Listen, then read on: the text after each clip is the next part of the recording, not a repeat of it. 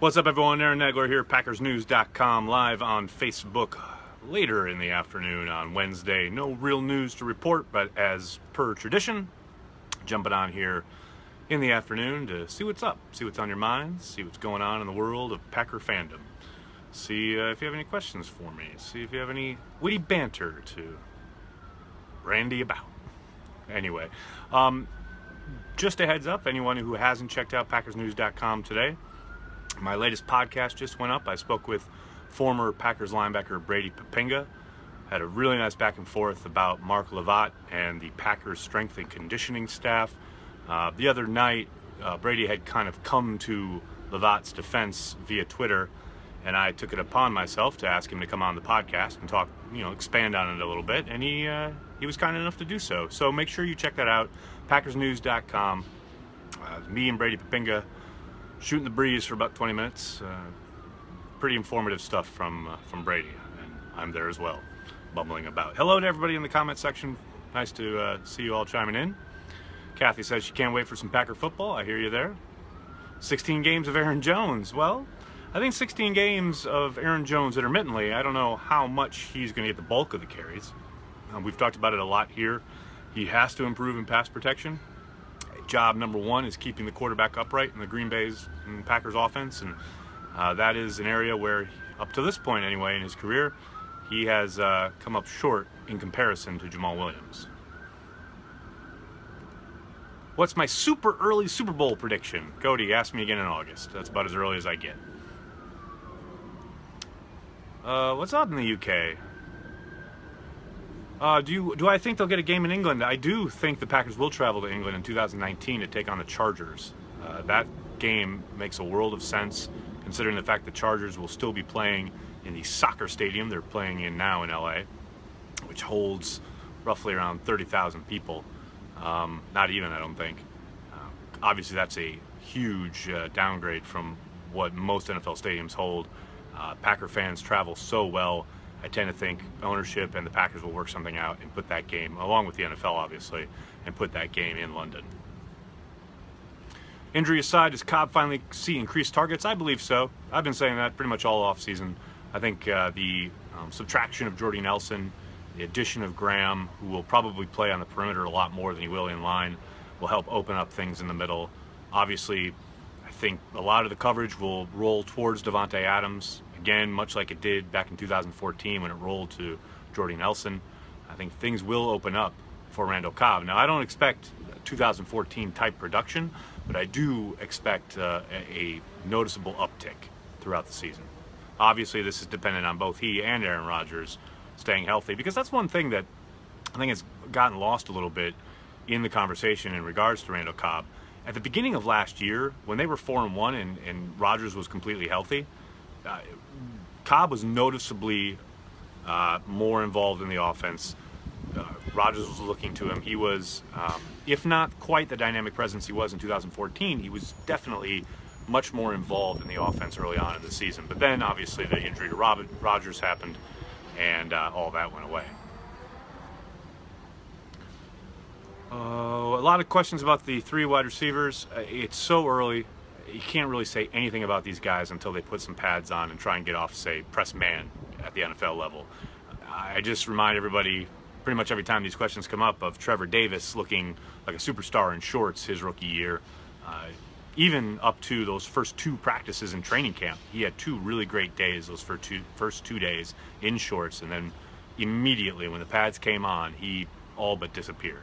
And I'm not saying any of these guys are going to go down that same path, but you never know.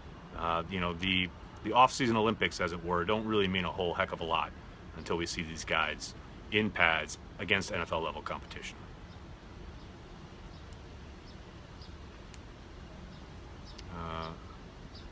You watched the Brewers game, almost came back. I was watching it intermittently this afternoon. I was working on some other stuff, but yes, they had a late rally. Tony, Aaron, why not move to Green Bay? Because I live in New York City. I mean, I spent my whole life, working and wishing and hoping to live in New York City one day, and now I do. I'm going back to Green Bay. They never played Davis. What are you talking about? They played Davis in practice. I'm talking about practice. We talking about practice. They certainly played Davis in practice, quite a bit actually. You can look it up. Google Davis training camp, first day of, I guess. I don't know how else you're going to find it, but his first day of his rookie training camp, and in the spring of his rookie year, he was getting deep. Rodgers was hitting him. It was all very exciting. And then the pads came on.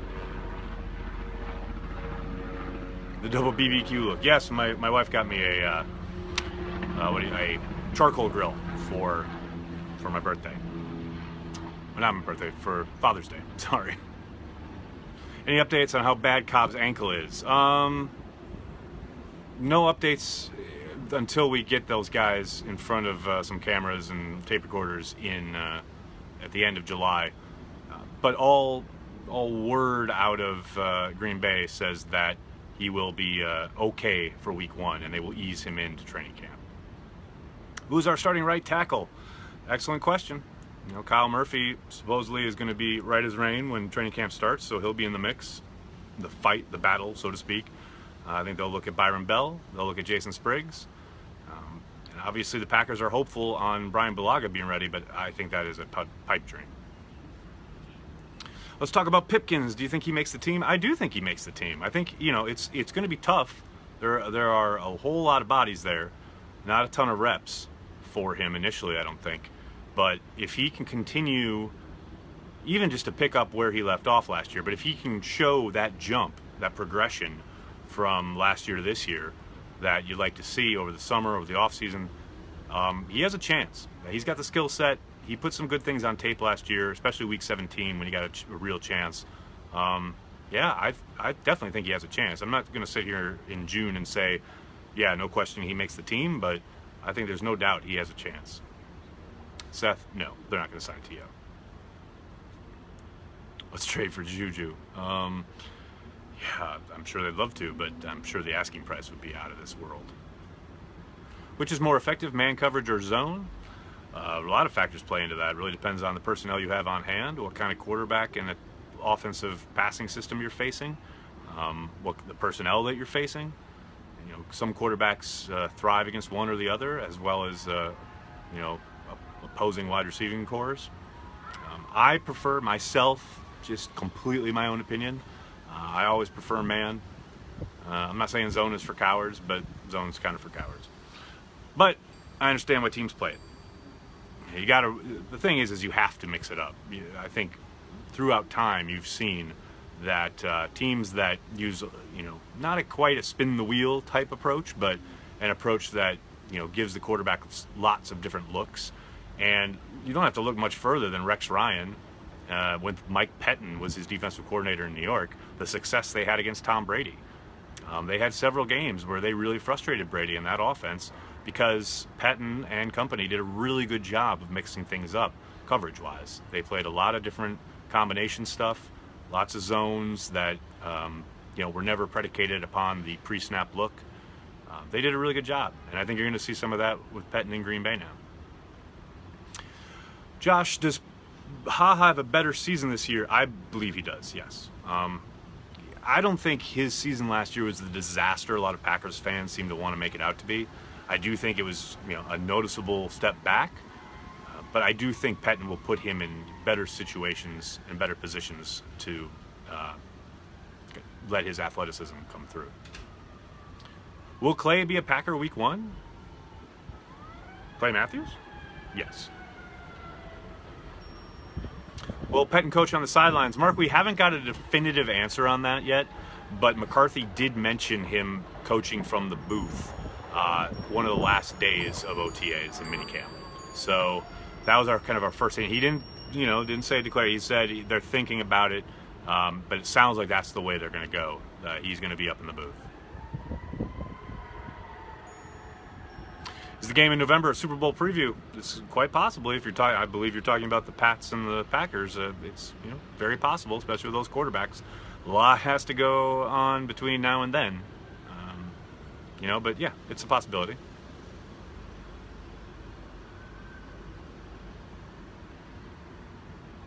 Mays in or out at running back? Larry, good question. I believe he's got a shot They clearly like him. He looked good last summer, and then clearly the fumbles happened in the game against Baltimore, and that really put him in the doghouse. It's really going to depend, I think, on what kind of strides he's made this offseason. From year 1 to year 2, you like to see that big jump, or at least a noticeable jump. And, you know, with the presence of Ty Montgomery there, you got those 2 other backs. It could get crowded, and he could be out of luck. But I think a lot of that is up to him. Bryce's role, Jacob, Mike McCarthy said a couple times this offseason, Kentrell Bryce will compete for the starting job opposite Clinton Dix. Now, obviously, he's going up against Josh Jones, Marlon Evans, etc. But Jones, in particular, has the draft pedigree. He was a second-round pick. They're going to want to make that work. You know, but hey, Bryce has shown that he can play. It's funny because, like, he talked earlier this offseason about some of the injuries he was going through, and there were a few things that we didn't know about in regards to foot injury and ankle injury. Make sure you check out Ryan's piece at PackersNews.com.